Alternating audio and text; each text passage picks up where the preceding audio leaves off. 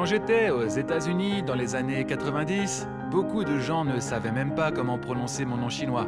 Xi? Ixi? 11?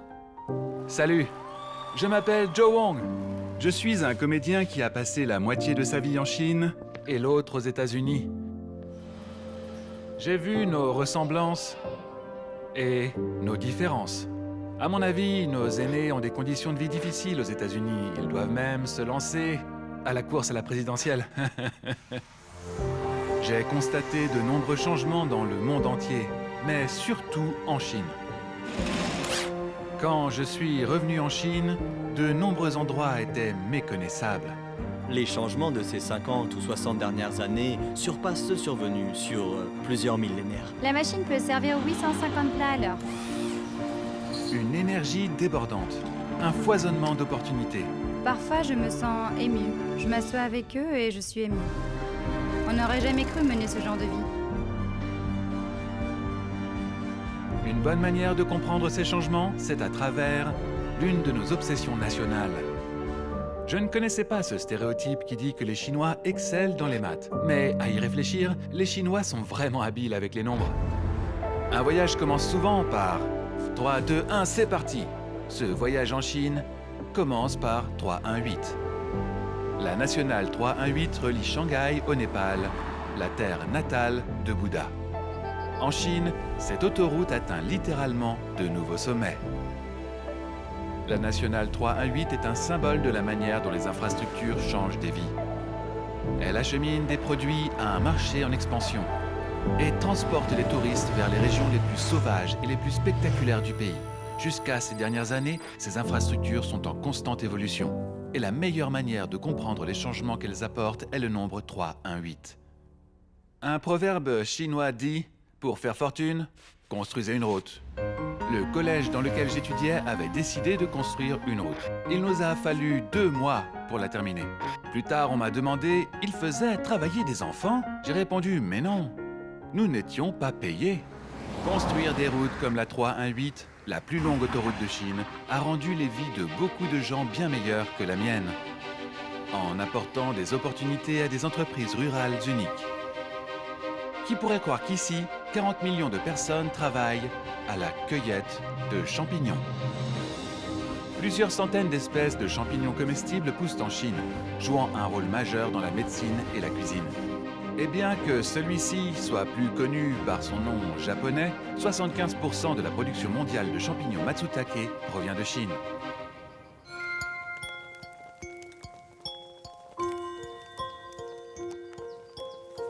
La première fois que je suis parti chercher des matsutake, je n'en ai pas trouvé, pas un seul.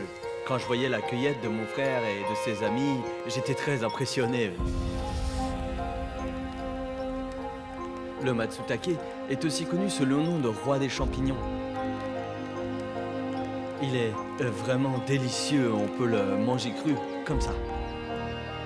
Le matsutake pousse uniquement en haute altitude, par exemple sur le plateau du Qinghai Xizang. Et il n'est pas facile de les cueillir et de les acheminer dans les restaurants chics des grandes villes. Je m'appelle Selan, je vis dans le comté de Daochang. Notre principale source de revenus, c'est le matsutake, ce cadeau de la nature. Autrefois, vendre nos récoltes en dehors du comté était presque impossible. Le transport était trop peu développé. Il fallait prendre le bus. Le temps qu'on arrive au point de vente, les champignons n'étaient plus frais, ils étaient fripés, ils n'avaient plus une couleur appétissante. Alors, on ne pouvait pas les vendre à un bon prix. Mais de nos jours, tout a changé. Il fait mauvais aujourd'hui. Je n'ai pu ramasser qu'1,5 kg ou 2 kilos. Maintenant, je vais les envoyer à Shanghai. À présent, les systèmes de livraison, le fret aérien, tout est bien développé. On peut envoyer nos produits par avion pour garantir une fraîcheur optimale à nos clients. Le développement des réseaux de transport a toujours été au centre des politiques des collectivités locales en Chine. Plutôt que verser des aides sociales, la Chine identifie des poches de pauvreté et crée des opportunités pour que les habitants génèrent leur propre prospérité. Et cela nécessite des infrastructures. En Chine, les zones reculées font encore face à de nombreux défis, mais les nouvelles routes sont un point de départ pour leur permettre de sortir de la pauvreté par le commerce. Nous sommes ici dans le village du Matsutake, comté de Yajiang, de la préfecture de Ganzhou, dans le Sichuan. Nous y avons construit le plus grand parc industriel du Matsutake en Chine. De nos jours, avec l'expansion de la nationale 318, les transports se sont grandement améliorés. La vente de ces champignons aux quatre coins du pays a créé de nombreux emplois qui aident les habitants locaux à bénéficier de ce nouveau commerce. Certains peuvent se former dans le domaine de l'industrie. D'autres peuvent développer le tourisme ou encore se lancer dans la culture de champignons. L'emploi appelle l'emploi. Et tout ça crée un écosystème qui permet de sortir de la pauvreté. Nous avons besoin de manutentionnaires, de chaudronniers, de soudeurs, d'ouvriers pour la découpe des champignons. Dans ces différentes spécialisations, nous avons créé de nouveaux emplois et formé plus de 260 ouvriers. Une trentaine de foyers pauvres ont été impliqués. En offrant une voie pour vendre les produits, la route a rendu possible ce genre de projet. Quel que soit le temps, il y a du travail. Autrefois, il n'y avait pas d'usine. Maintenant, s'il pleut, on a des choses à faire. S'il fait beau, on a aussi des choses à faire. Je me sens très lié à cette route 318. Elle représente une voie économique pour moi et je peux dire qu'elle a changé ma vie tout entière. Quand j'étais petit, je crois que je n'avais jamais vu de voiture. Mais je rêvais quand même de conduire un de ces merveilleux véhicules à 4 roues. Je suppose que ce désir de voyage pour explorer le monde est profondément ancré dans la nature humaine. Je n'ai pas eu le brevet. Henry Ford m'a grillé la priorité. Mais l'industrie automobile en Chine connaît une rapide évolution. Bien que la nationale 318 dans le Sichuan ait été construite de manière traditionnelle, la Chine investit considérablement dans le réseau routier connecté pour les voitures de demain. Xiaowei, Oui, monsieur. je vais à la Perle de l'Orient. Dans les grandes villes comme Shanghai, on peut déjà apercevoir la nouvelle génération de voitures électriques intelligentes du futur. Avec les voitures à essence, on doit en même temps conduire et contrôler manuellement les commandes. Mais pour conduire cette voiture, je n'ai qu'à lui dire ce que je veux qu'elle fasse. Veuillez choisir un itinéraire. Le premier. Itinéraire 1 choisi. Bien sûr, la plupart des Chinois ne possèdent pas leur propre voiture, sans parler d'une voiture électrique. Mais une chose est sûre, les voitures se transforment rapidement. Et cette révolution connectée nécessite de nouvelles infrastructures connectées. Les véhicules électriques nécessitent un maillage dense à l'échelle nationale de stations de recharge rapide. Et les voitures autonomes ont besoin de la technologie 5G. Une large bande passante et une vitesse de connexion ultra rapide sont cruciales pour rendre les véhicules autonomes réactifs et sûrs. Shanghai est également le point de départ du plus long réseau Internet quantique au monde. Il permet actuellement aux banques d'envoyer des données à Beijing via un câble de fibre optique virtuellement inviolable. Cette technologie pourrait un jour permettre aux véhicules autonomes d'être eux aussi complètement protégés contre le risque de piratage. Nous devrions faire davantage de choses de manière quantique, par exemple le shopping quantique. Vous savez, ainsi je pourrais rester à la maison, me détendre et en même temps faire les courses avec ma femme. Elle a l'habitude de me traîner dans les cabines d'essayage pour que je donne mon avis. Et tu es très sexy comme ça, cette robe te va très bien. Et elle est là. Hey Joe, je suis dans la cabine d'à côté. La nouvelle révolution des infrastructures numériques propulsera le nouveau monde des voitures électriques et autonomes. Mais ce n'est pas une voie à sens unique.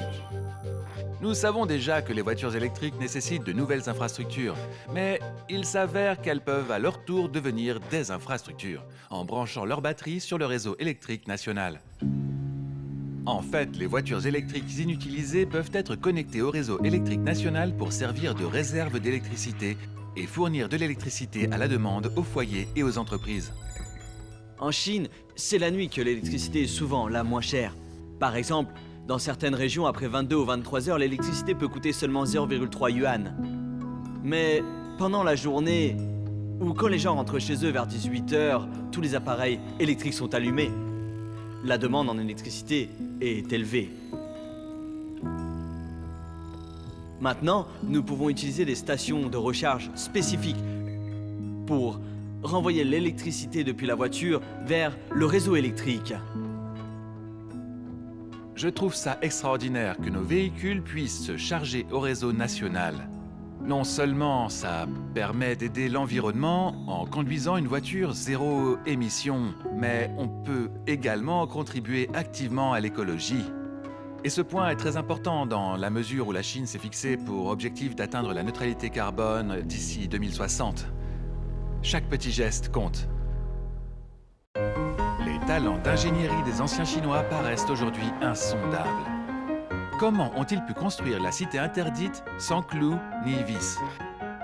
C'est une question que je me suis déjà posée en me retrouvant face à une pile de planches et de vis, à savoir une table Ikea.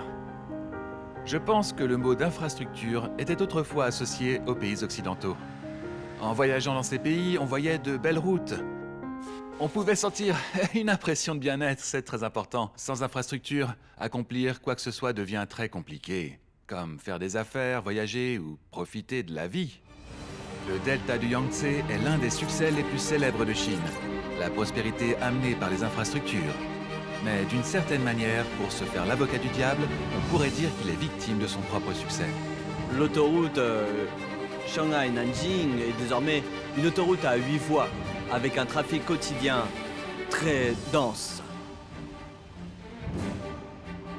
Près de 100 000 véhicules parcourent chaque jour les seulement 300 km du tronçon entre Shanghai et Nanjing. Cette région du pays est célèbre pour ses grands lacs d'eau douce. Alors, pour éviter de construire de longues routes ou des ponts qui nuiraient à l'environnement ou qui détruiraient cette ressource naturelle vitale, une autoroute est construite sous la route. Une fois achevé, le tunnel du lac Tai constituera une seconde route entre Shanghai et Nanjing, permettant de désengorger l'autoroute Shanghai-Nanjing. Je m'appelle Wang Haoping, je viens de Liyang, dans la province du Jiangsu. Quand j'ai été intégré à ce projet, j'ai été très impressionné par la beauté du lac Tai. Je pense que la construction d'un si grand ouvrage dans cet environnement si beau, c'est un projet plein de sens. Pourtant, ce projet est une histoire faite de nombreux défis pour Wang et son équipe. Le limon du lit du lac s'est révélé être très profond. Alors, ils ont dû adapter le design de tunnel et stabiliser ses fondations pour assurer la sécurité parfaite de ces 11 km souterrains.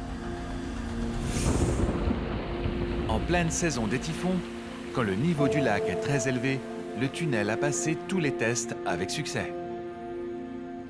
J'ai participé à de nombreux projets, mais le tunnel du lac Tai est le plus grand auquel j'ai contribué à ce jour. Ça peut être le plus grand de toute ma vie. Les projets d'infrastructure laissent généralement une empreinte importante sur l'environnement. L'un des plus grands défis à relever par Wang est donc de minimiser autant que possible l'impact environnemental de ce gigantesque tunnel sous le lac Tai. Pendant la construction, les pales planches en acier ont été enfoncées à l'aide d'équipements silencieux pour réduire le bruit au minimum, diminuant ainsi l'impact sur les résidents locaux. Nous avons également concentré nos efforts sur la protection environnementale. Nous avons relâché un total de 63 tonnes d'alevin en 2 phases pour maintenir la biodiversité du lac Tai. Ça doit être une merveilleuse expérience de conduire dans le tunnel en pensant à ces délicieux poissons au-dessus de nos têtes. Poisson. Les générations post-80 sont chanceuses. Je me sens très fier d'avoir personnellement collaboré à ce projet. Peut-être qu'à l'avenir, je pourrais dire à mes enfants que j'ai participé à la construction de ce grand tunnel et que j'ai apporté ma contribution à la mère patrie. Cela me rend très fier, oui. De nos jours, de plus en plus de Chinois peuvent se permettre de voyager. Parmi les conducteurs qui emprunteront ce tunnel, nombre d'entre eux seront des touristes. Pour la plupart des gens qui partent en vacances, les aéroports ne sont qu'un point de départ. Mais l'aéroport de Daxing est si éblouissant qu'il est une destination pour de nombreux visiteurs.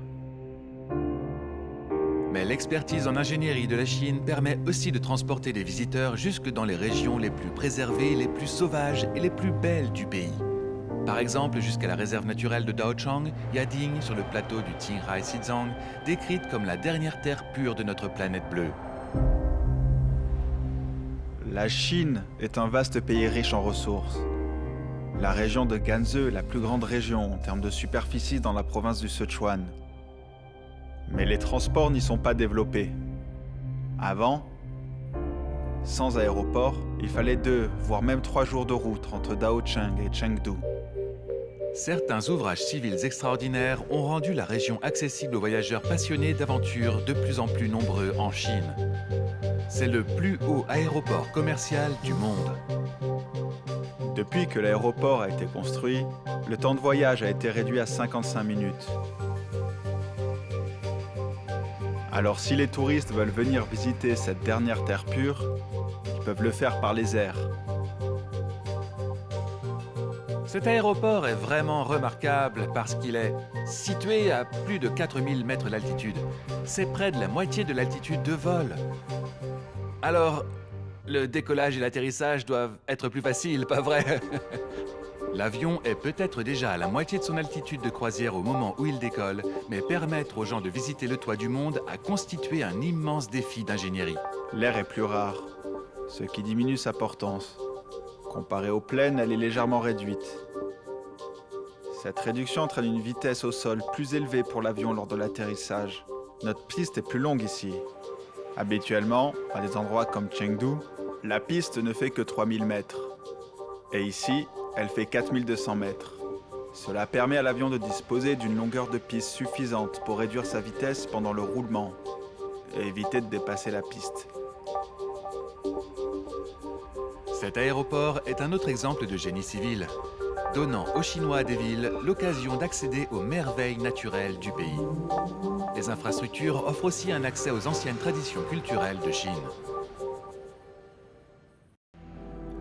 À ma grande surprise, la moto est devenue très populaire maintenant. Je n'aurais pas imaginé que cette tendance arriverait en Chine. Je n'en ai moi-même jamais fait.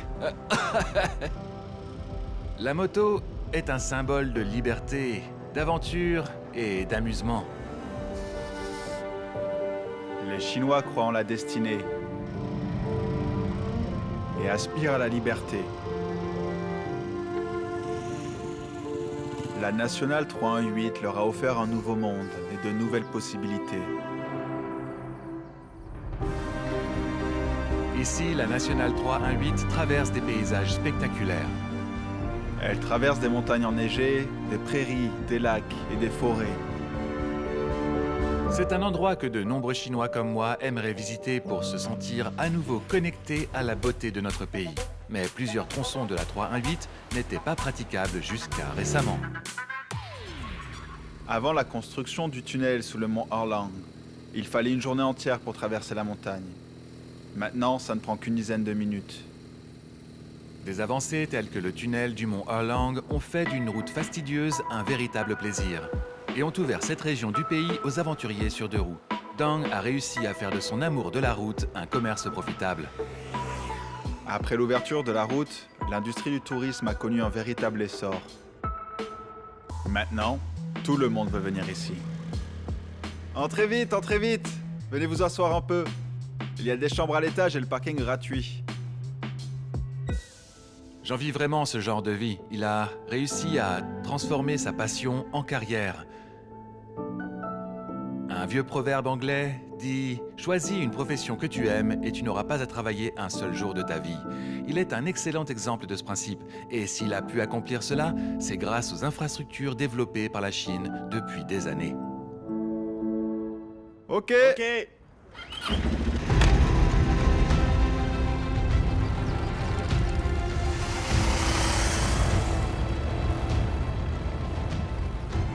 Avant la construction de ce pont, les motos devaient emprunter ce pont là-bas. Ce vieux pont a fait remonter des souvenirs de mon enfance quand je devais traverser une rivière pour aller à l'école. Les jours de grand vent, le pont se balançait très fort, comme ça. La Nationale 318 est très célèbre dans notre cercle de motocyclistes. Ils sont nombreux à vouloir la parcourir. On peut admirer les beautés des paysages de la Chine et rencontrer toutes sortes de gens. Pour moi, c'est un voyage intérieur, de découverte personnelle, comme celui d'un moine ascète. Qui dit qu'il faut souffrir, méditer et lutter pour atteindre le nirvana? Il suffit de prendre la route 318. La route apporte des touristes et ouvre toutes sortes d'opportunités pour améliorer la qualité de vie des habitants locaux. Le cueilleur de champignons Solang est aussi chauffeur de taxi pour les touristes. Mais la nouvelle prospérité économique de son village lui apporte également une prospérité spirituelle et culturelle. En grandissant, je pensais qu'il fallait aller vivre dans les grandes villes pour faire de l'argent. Maintenant, tout a changé. Les Tanka ont un statut très élevé dans l'esprit des habitants du Xizang parce qu'ils sont liés à Bouddha.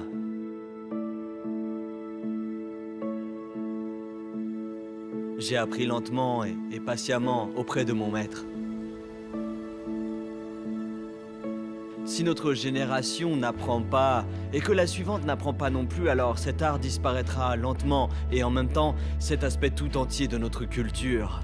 Nous devons préserver notre culture et la transmettre de génération en génération. Quand les gens quittent leur foyer pour trouver du travail, les traditions se perdent facilement. Maintenant, au contraire, nos traditions se répandent peu à peu dans tout le pays. La première fois que j'ai vu des tankas, c'était à Beijing, à des milliers de kilomètres d'ici. Un de mes amis apprenait justement cet art. Avec le développement des transports, non seulement cet art ancien ne meurt pas, mais en plus, il se diffuse plus largement. Avec le développement économique de notre région, partir en ville n'est plus notre seul moyen de trouver du travail. Aujourd'hui, nous avons ici des ressources et des opportunités. Et si vous avez de l'ambition, vous avez le potentiel pour vous développer. Ici, je peux rester avec mes parents, rester proche de mes amis et de ma famille. Ce plateau où j'ai grandi est le meilleur endroit pour moi et c'est pour ça que je ne veux pas partir.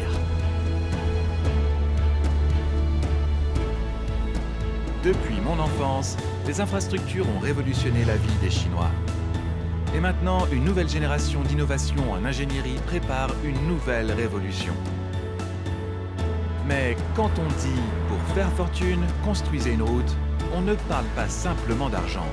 Les Chinois, bien sûr, se sont enrichis financièrement, mais aussi dans bien d'autres aspects de leur vie.